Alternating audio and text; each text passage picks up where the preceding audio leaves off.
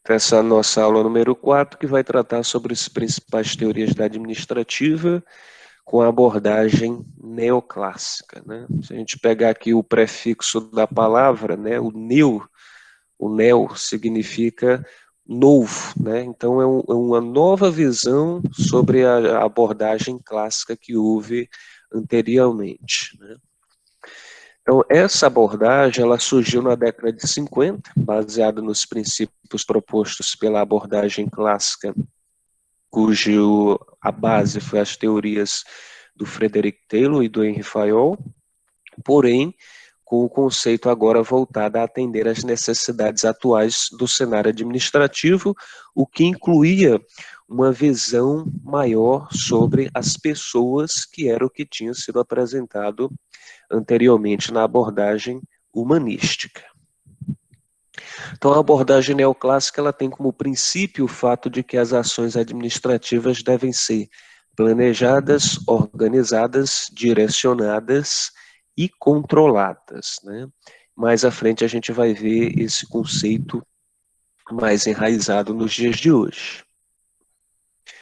A abordagem neoclássica ela surgiu após a Segunda Guerra Mundial. É a primeira escola administrativa que acompanha a mudança no mercado, né? A primeira foi a abordagem neoclássica, aliás, a abordagem humanística. Ela visa tratar a organização sobre o ponto de vista administrativo e visa tratar a eficiência organizacional buscando por um meio de objetivos claros e resultados eficazes. Tem como principal referência o Peter Drucker, mas também inclui um grupo amplo de outros autores. E o foco principal passa a ser o alcance dos objetivos da organização através da ferramenta da administração por objetivos. Ou seja, enquanto a abordagem clássica se preocupou com a realização das tarefas e as funções da empresa, né, essas foram as ênfases de estudo da abordagem clássica, e a abordagem humanística teve como ênfase as pessoas, né? Agora a abordagem neoclássica vai ter como objeto de estudo principal os objetivos da organização. Então, o autor da teoria neoclássica é o Peter Ferdinand Drucker, né? Que nasceu em Claremont, na Califórnia, Estados Unidos, e foi um escritor, professor e consultor administrativo de origem austríaca, sendo também considerado por muitos como o pai da administração moderna. E agora vamos ver as principais características da teoria neoclássica. A primeira delas é a ênfase na prática administrativa. Os autores desenvolveram conceitos visando a prática administrativa, pois atribuíram ser necessária a aplicação prática da teoria para que a mesma fizesse sentido, né? É algo que vai muito de encontro às coisas que se tinha na administração científica, por exemplo, onde muitos acusaram dos livros e palestras do Taylor se resumia a muita teoria, mas que na prática não era efetivada da forma como era proposta. Outra característica é a reafirmação dos postulados clássicos, ou seja, dos conceitos, dos princípios da abordagem clássica. Retoma-se aqui grande parte do material desenvolvido pela teoria clássica, mas redimensionando-a e reestruturando-a de acordo com as contingências, ou seja, as exigências e urgências da atualidade da época, dando-lhe uma configuração mais ampla, ou seja, mais abrangente e flexível, né, que você conseguisse adaptar a diversos tipos de empresas.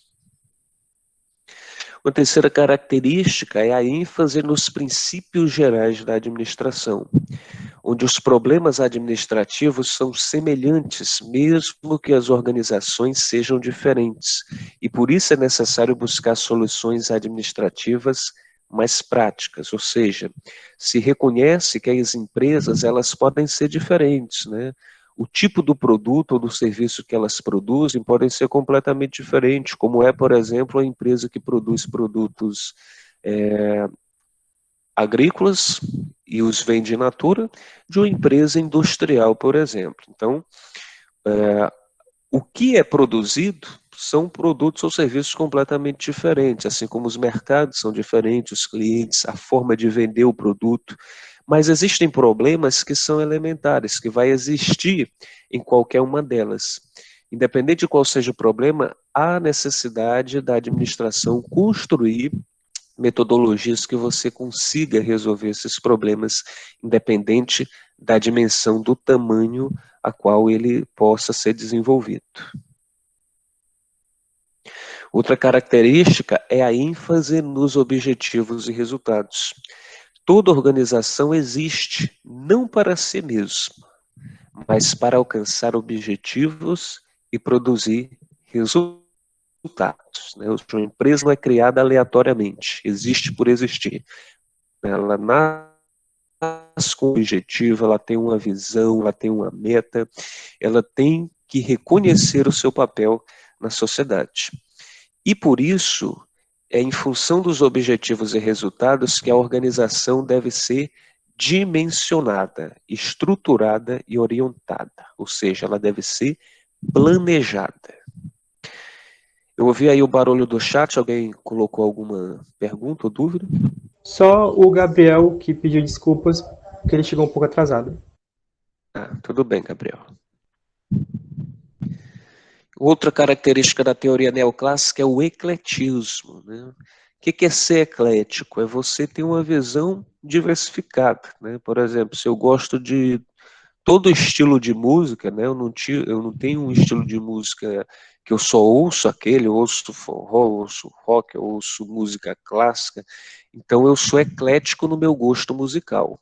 Então, nessa característica, nós queremos deixar claro que o ecletismo quer dizer que a teoria clássica, ela agrega outras teorias, mesmo que algumas delas fossem completamente diferentes da ideia principal dela, que se baseia na própria teoria clássica. Então, apesar de se basear na teoria clássica, os autores neoclássicos, eles absorveram o conteúdo de outras teorias administrativas recentes à sua criação, configurando a formação do administrador na metade do século XX. Deu para compreender todas as características, pessoal? Ou algum não ficou claro? Washington, Deu sim. o senhor pode repetir só a parte com que a abordagem neoclássica se preocupa? O objetivo principal da ênfase de estudo da neoclássica são os objetivos da organização. Pronto, obrigado, Washington. Por nada. Há também, dentro dos estudos do Peter Drucker, a concepção da administração como técnica social, né? O que é uma técnica, afinal? É uma metodologia, né? E, no caso, uma metodologia que entende a sociedade que compõe a organização, que, no caso, são as pessoas que trabalham nessa organização. Então, com os estudos neoclássicos, a administração começa a ser entendida como uma atividade essencial a todo esforço humano coletivo, seja na empresa industrial, na empresa de serviços, no exército, nos hospitais, na igreja, na biblioteca, em qualquer tipo de instituição, seja pública ou privada, a gente vai precisar aplicar a administração e, obviamente, tem que ter essa consciência de que a gente está lidando com pessoas e, obviamente, há uma série de comportamentos e posturas a ser adotadas para saber lidar bem com essas pessoas e fazê-las se sentir parte de uma grande família e, obviamente, a empresa consiga crescer com essa forma, né, de cuidar de seus colaboradores. E agora a gente vê alguns aspectos administrativos, né, que segundo Peter Drucker são comuns às organizações. Ou seja, independente da empresa ser pequena, média, grande, a gente sempre vai ter esses problemas, obviamente em escalas maiores ou menores, mas que são problemas comuns, né? ou não exatamente apenas problemas, mas situações que surgem, né? São características administrativas a qual todas as empresas elas estão suscetíveis. O primeiro aspecto está relacionado aos objetivos, né? E ele diz que as organizações não vivem para si próprias, mas são meios, são organismos sociais que visam a realização de uma tarefa social. E que o objetivo da organização está fora dela. E é sempre uma contribuição específica para o indivíduo e a sociedade, né? Ou seja, independente de qual seja o objetivo da organização, né? Ser, por exemplo, líder de mercado em um determinado segmento em um país, por exemplo, esse objetivo, ele está além dos muros e das paredes dessa empresa. Ela atinge quem está lá fora, né? Que é a sociedade através dos seus fornecedores, seus clientes, seus consumidores, seus concorrentes, ou seja, os stakeholders, né, que a gente já conversou, todos os interessados nessa empresa. E nesse caso, sempre vai haver contribuição junto a essas pessoas.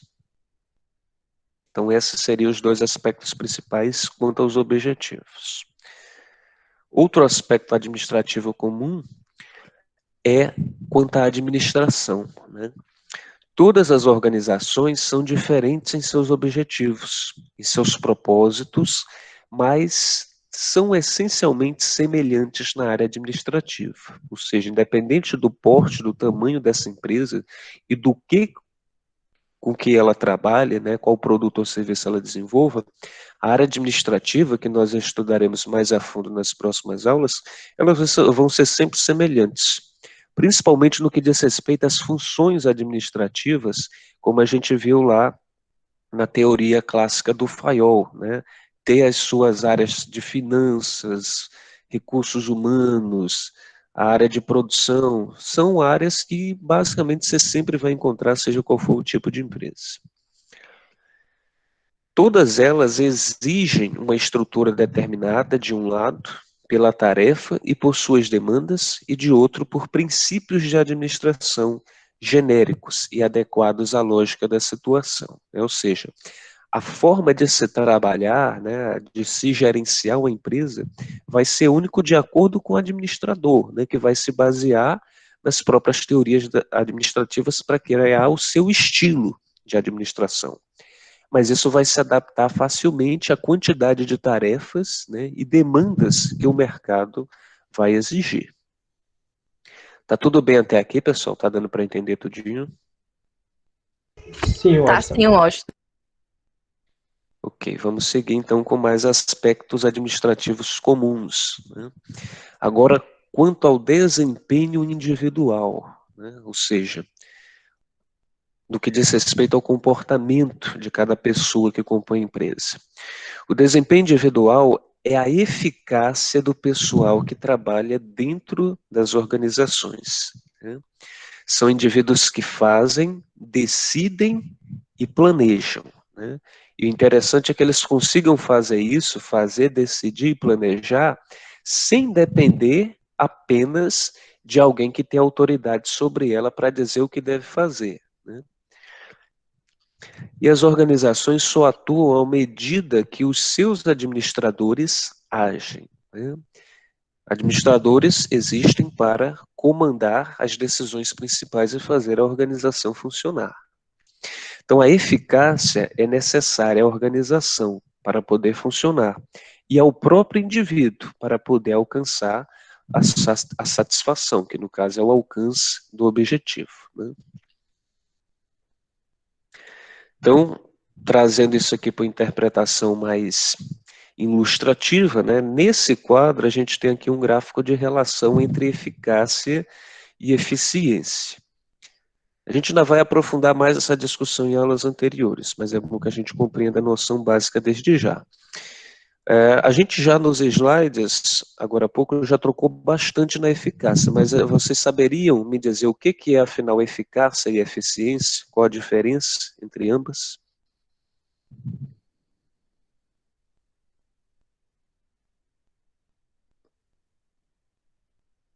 Eu acho que eficácia seria algo comprovado, algo que deu certo, algo que gerou resultados.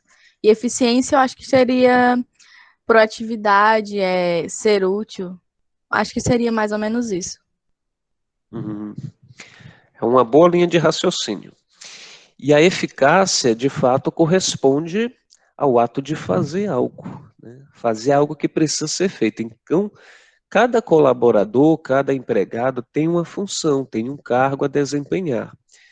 E o trabalho a ser realizado é atingir eficácia.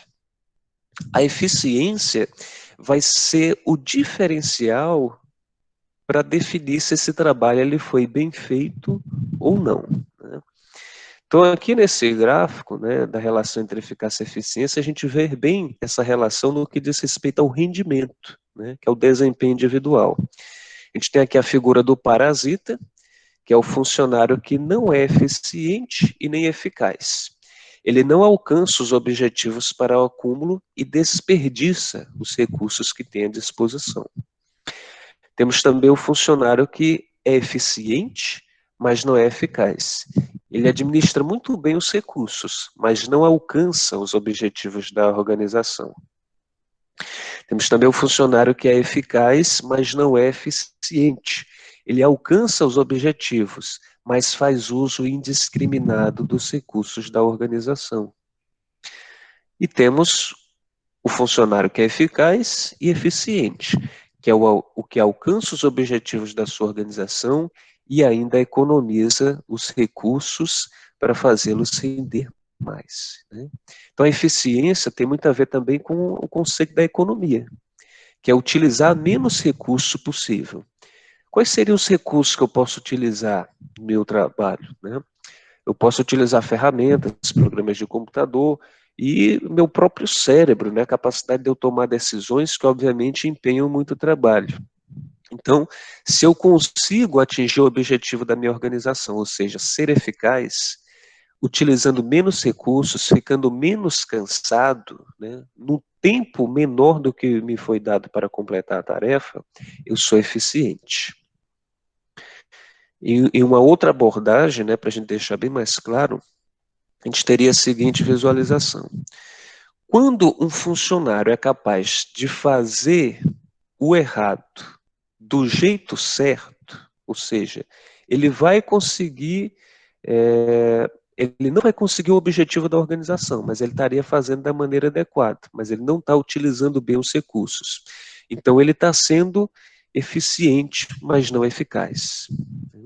Quando ele não consegue nem ser eficaz e nem ser eficiente, ele está fazendo errado do jeito errado. Quando ele faz o certo do jeito errado, ele não consegue ser eficiente, mas ele é eficaz. E quando ele finalmente consegue fazer o certo do jeito certo, ele consegue ser eficaz e ser eficiente. Deu para compreender, pessoal? Deu sim, Washington. Ok. Então, enraizem bem, certo, na memória de vocês esses dois conceitos, eficiência e eficácia. Eficácia, fazer o que tem que ser feito. Eficiência, fazer o que tem que ser feito utilizando a menor quantidade de recursos ou de trabalho possível, né? Ou seja, você trabalhar de uma forma mais inteligente e econômica. Washington, Oi. a Larissa pediu para o senhor repetir novamente. Conceito de eficácia e eficiência, né? Eficácia é eu fazer o que precisa ser feito, né? Se a organização me dá o objetivo, né, uma tarefa para ser executada até o fim da semana, eu tenho que executar isso. Se eu consigo executar dentro do prazo que foi dado, eu atingi minha eficácia, porque eu fiz aquilo que foi proposto. Já a eficiência é o fazer o que tem que ser feito utilizando a menor quantidade de recursos possível, o ser mais econômico, trabalhar de uma forma mais inteligente. Então, se a empresa me deu 5 dias, né, uma semana útil, para poder concluir a tarefa, e eu consegui concluir essa tarefa em 3 ou 4 dias, eu fui eficiente, porque eu consegui utilizar todos os recursos que eu tinha à minha disposição para realizar esse trabalho de uma forma mais rápida, de forma que eu ganhei aí um dia livre, né, ou pelo menos para me dedicar a uma outra tarefa que não havia tanta importância quanto a que me foi dado, né? Então, eu posso ser eficaz sem ser eficiente, assim como posso ser eficiente sem ser eficaz, né? Mas o ideal é que a gente consiga, como profissional, ser tanto eficaz quanto eficiente. Ok, Larissa?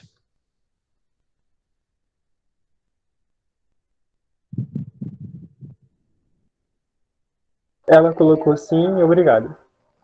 Nada. E agora vamos ver o que o Peter Drucker chama de princípios básicos da organização. Washington, Oi, a Sara colocou que não entendeu. não entendeu ainda eficácia e eficiência? Sim. Sara, você recebe uma missão, uma tarefa a ser executada dentro da empresa, certo? Como profissional, você vai querer executar essa tarefa. Suponhamos que foi te dado um dia para você executar essa tarefa. Se você conseguiu concluir essa tarefa no prazo que foi dado de um dia, você foi eficaz. Porque ter eficácia é fazer aquilo que precisa ser feito. No entanto, você pode ter feito essa tarefa muito bem feita, sem nenhum erro, ou pode ter cometido diversos erros, que vai fazer com que você tenha que refazer essa tarefa no futuro.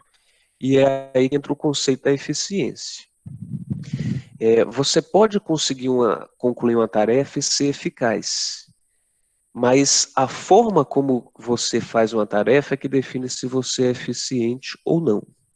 Quando você consegue concluir a tarefa e ser eficaz, utilizando uma quantidade de recursos menor, ou seja, sendo econômica no que diz respeito à utilização do seu trabalho, você é mais eficiente, né? Se te foi dado um dia para você concluir a tarefa e você concluiu em meio dia, então você foi eficiente. Por quê? Porque você utilizou uma quantidade menor de horas do que a que foi te dada para você executar a tarefa. Deu para compreender? Ela Deu colocou sim, que entendeu. Ok. Então, só reforçando mais uma vez, tá, pessoal? Para que, caso alguém ainda tenha ficado com dúvida. Suponhamos que a gente trabalha numa empresa de MMA, máquinas e mecanismos agrícolas. E a gente tem a missão de construir uma colhedeira, né, que consiga colher 2 vezes mais do que qualquer outra colhedeira que já exista no mercado. E nos é dado o prazo de 6 meses para desenvolver essa colhedeira, né? Então, a gente conseguir entregar essa colhedeira em 6 meses para o mercado, se a gente conseguir fazer isso, a gente foi eficaz. Agora, suponhamos que a gente consegue concluir esse trabalho em 6 meses. Conseguimos construir a colhedeira. Mas quando ela vai ser verificada pela nossa equipe de teste de projetos, eles verificam que a gente não conseguiu fazer com que ela fosse ter a eficiência de colher 2 vezes mais do que qualquer outra colhedeira do mercado. Então a gente não foi eficiente, porque a gente cumpriu uma determinada meta que foi estabelecido, mas o trabalho não foi bem feito atendendo todos os critérios que foram estabelecidos, né? Então esse é um exemplo de eu conseguir ser eficaz sem ser eficiente. Como é que eu poderia ser eficiente? Se eu conseguisse dobrar, por exemplo, minha capacidade, né?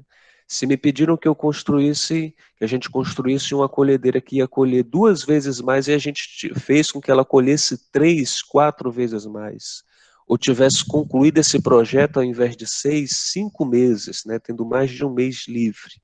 Então, isso seria eficiência. É quando a gente consegue executar o que precisa fazer, mas utilizando uma menor quantidade de recursos, ou seja, trabalhando de uma forma mais inteligente, de forma que a gente acaba sendo econômico, né, na utilização desses recursos.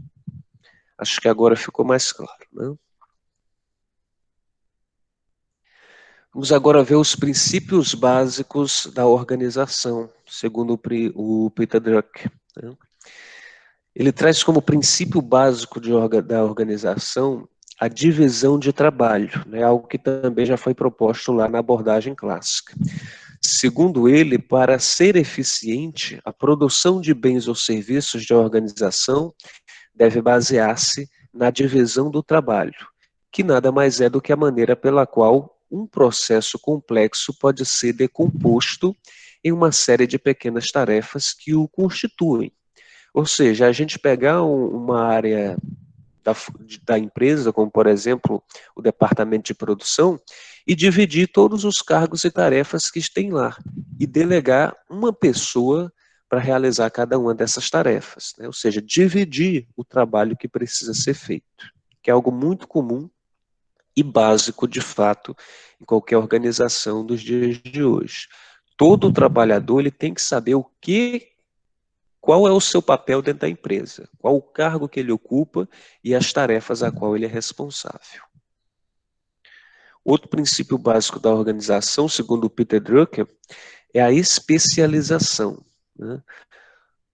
Como consequência do princípio da divisão do trabalho, surge a especialização, onde cada órgão ou cargo que compõe a estrutura organizacional passa a ter funções e tarefas específicas especializadas, que é aquela pessoa que ocupa um cargo entender de fato como é que se faz o trabalho, de forma que outra pessoa que não trabalha no lugar dela não tem como saber mais do que ela, porque ela está executando aquela tarefa todo dia e obviamente ela entende com propriedade o que funciona e o que não funciona naquele tipo de atividade.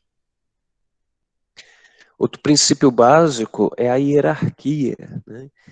Hierarquia, lembrando, é aquela situação que nós temos na empresa onde uns têm mais autoridade do que outros. Quanto maior a hierarquia, maior é a autoridade de cada uma, né?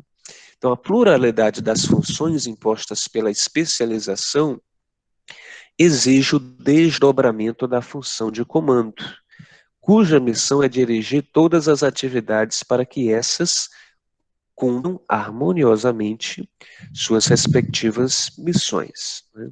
Nesse sentido, a gente pode dividir a hierarquia em pelo menos 3 funções. A autoridade, né, que é justamente essa posição que um cargo tem de poder dizer aos demais cargos o que cada um vai fazer, ou seja, ter a autoridade é ter justamente a capacidade e a missão de organizar os cargos e as funções, né?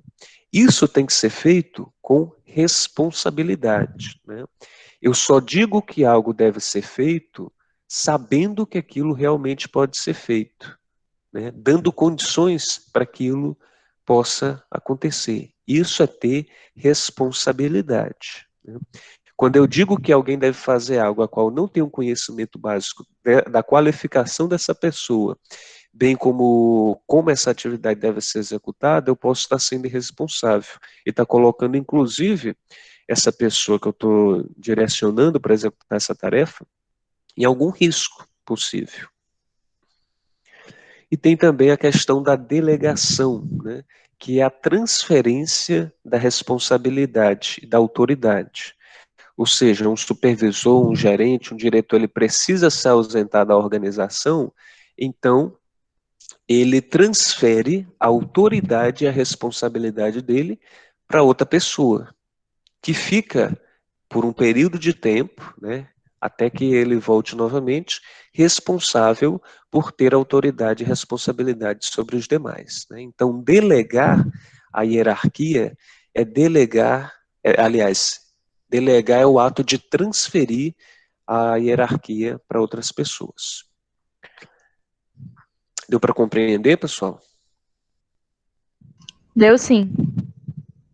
Sim, Washington.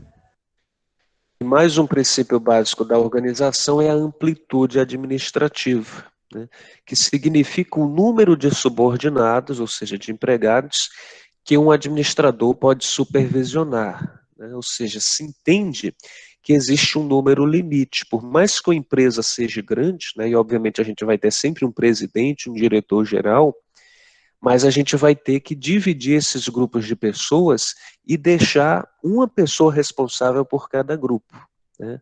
Na prática, a amplitude média adotada por uma organização, ela determina a configuração geral de sua estrutura organizacional. Ou seja, quanto maior for uma organização, mais ela vai ter que ser dividida em grupos, em departamentos, e para cada grupo e departamento você vai ter que ter uma pessoa responsável por esse departamento ou setor.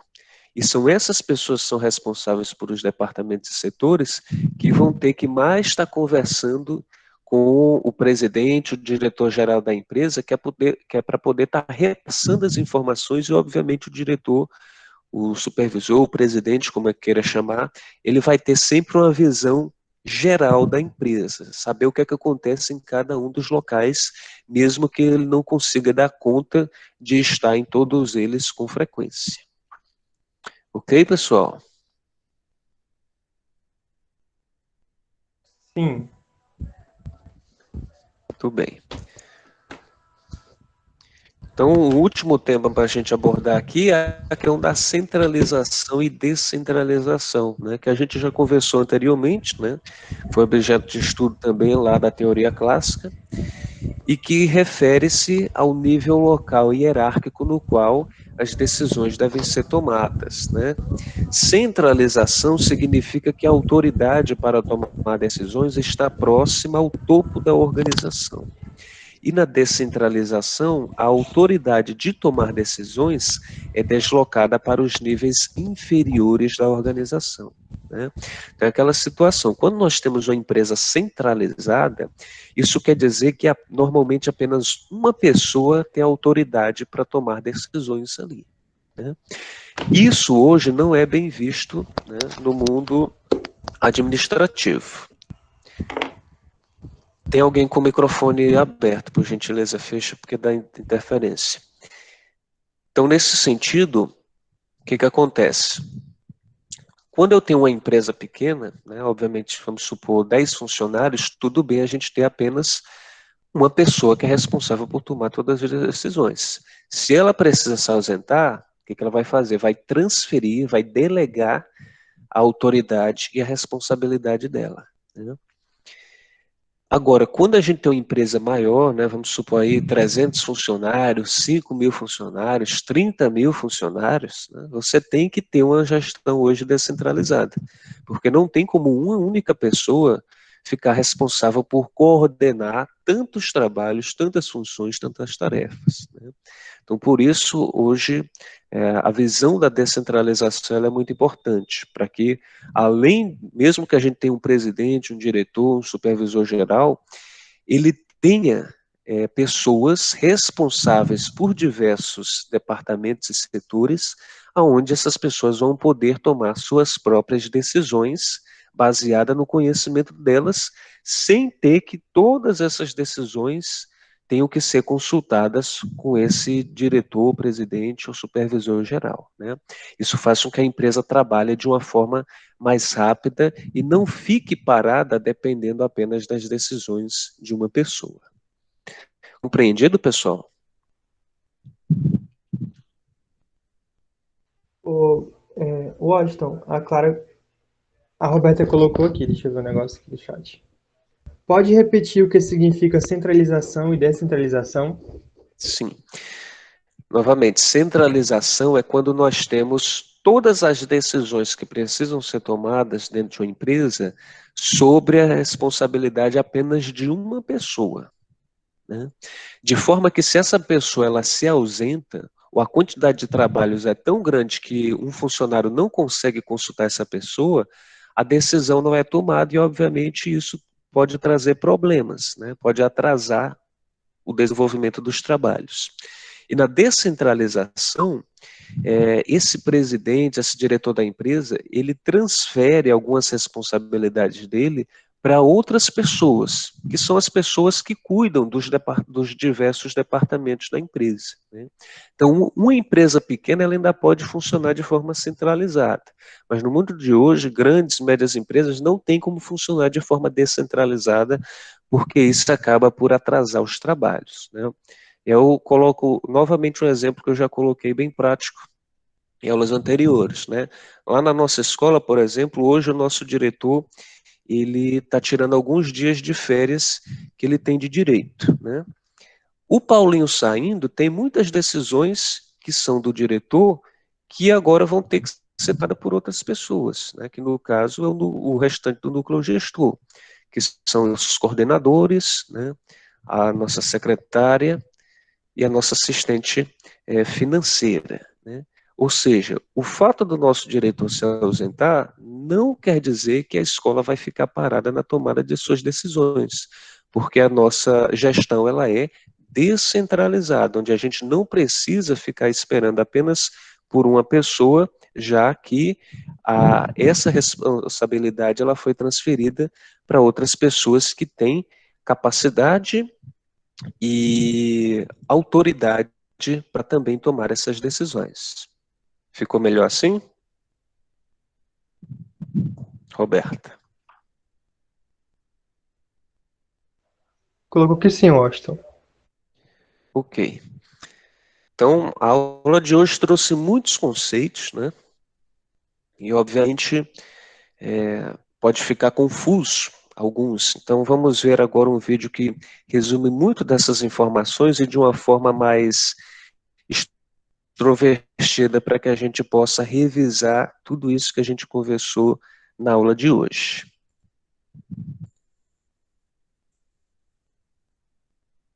Vamos começar do começo. O que significa?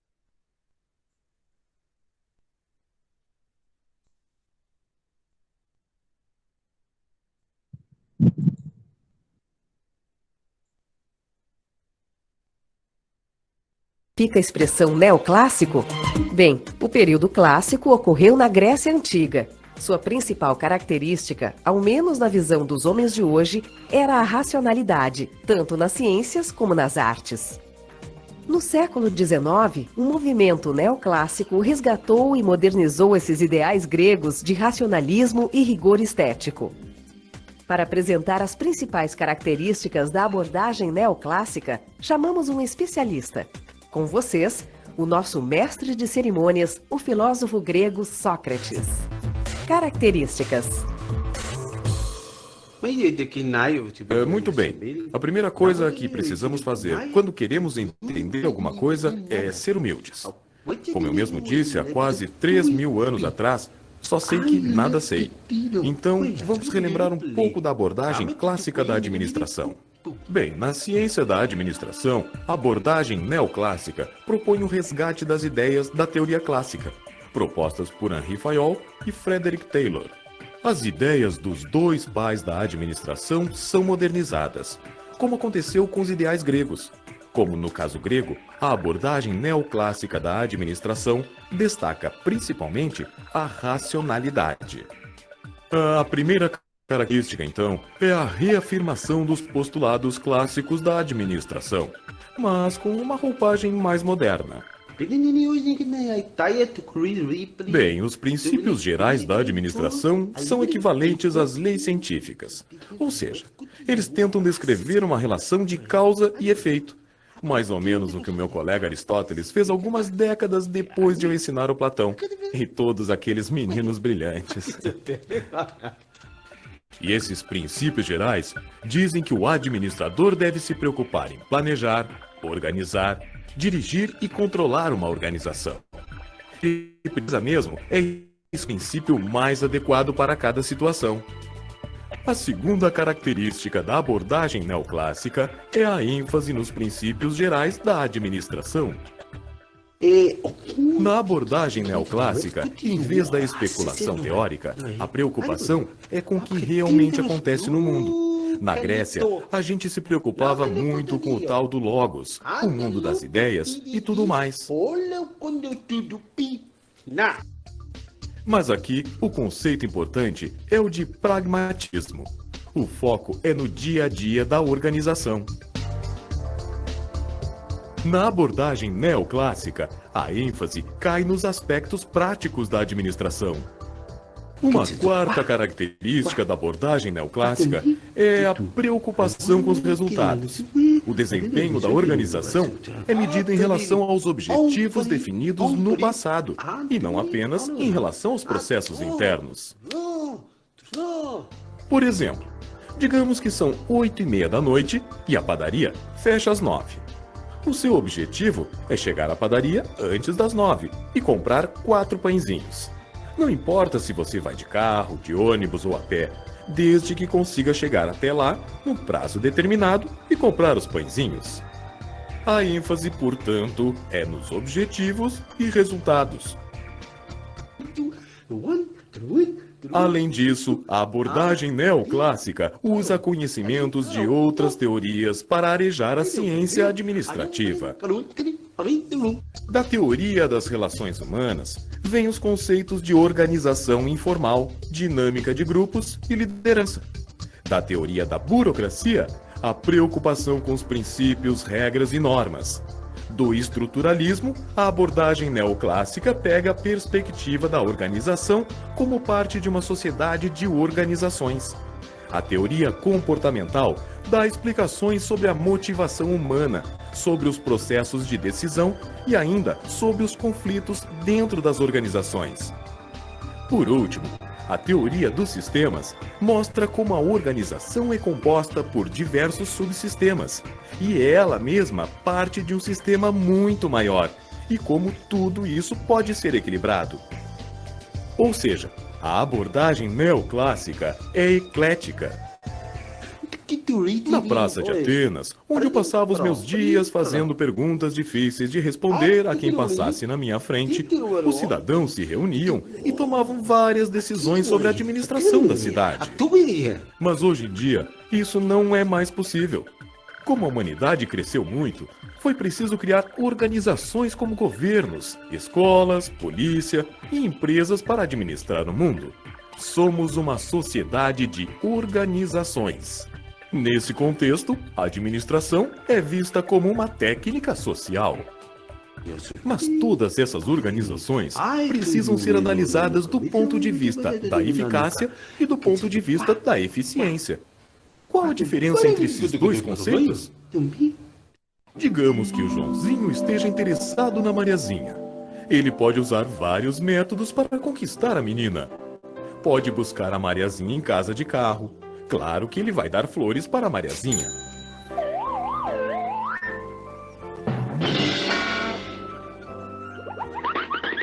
Primeiro, os dois vão ao cinema.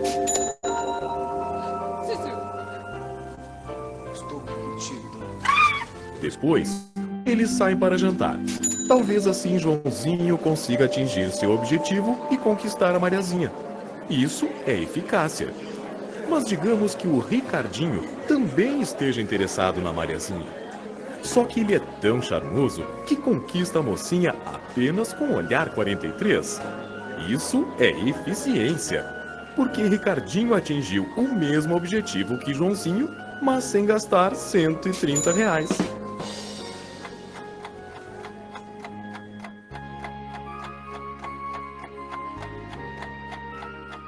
Vai pra casa, Joãozinho. Já a última característica da abordagem neoclássica, então, é a diferenciação entre as noções de eficiência e eficácia. E bom, né? Espero que agora você saiba um pouco mais a respeito da abordagem neoclássica. Quando quiser me encontrar de novo, é só me procurar na biblioteca mais próxima. Então tá, até lá. Tchau.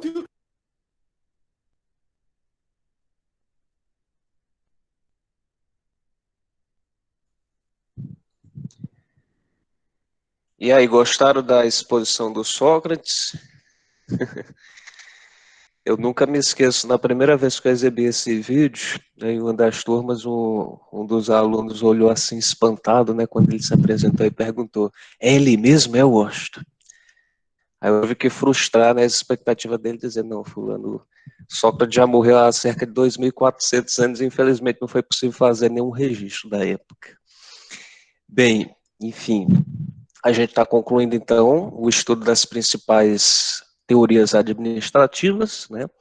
E aí, na tarefa de hoje à tarde, vai ser já o trabalho avaliativo, certo? Aquele que vale 2 pontos para o primeiro bimestre dessa disciplina, e vocês vão ter lá pelo menos 4 análises situacionais, ou seja, situações que apresentam um problema, né? Que você vai tomar uma decisão se colocando, né, no papel do personagem. Então, peço que vocês leiam com muita atenção e se baseiem, né, no que a gente estudou hoje, porque cada uma das situações é justamente construída em cima dos conceitos que a gente estudou aqui, como, por exemplo, a eficiência e eficácia, a amplitude administrativa, a centralização e a descentralização. Então, você tem que reconhecer sobre o que o problema está falando e, obviamente, apresentar seus argumentos, né, suas próprias considerações para poder construir a resposta, né? Então, façam com calma e com bastante pesquisa para, obviamente, fazer uma resposta de acordo com a realidade. A ideia é inserir vocês no papel, de fato, de um gestor do agronegócio para tomar essa decisão com base nas informações que foram apresentadas, tá? E amanhã a gente se encontra novamente na aula de projetos em empreendedorismo rural. Vou colocar agora o link para a frequência de vocês. Já está aí disponível. Obrigado pela presença de todos e até amanhã.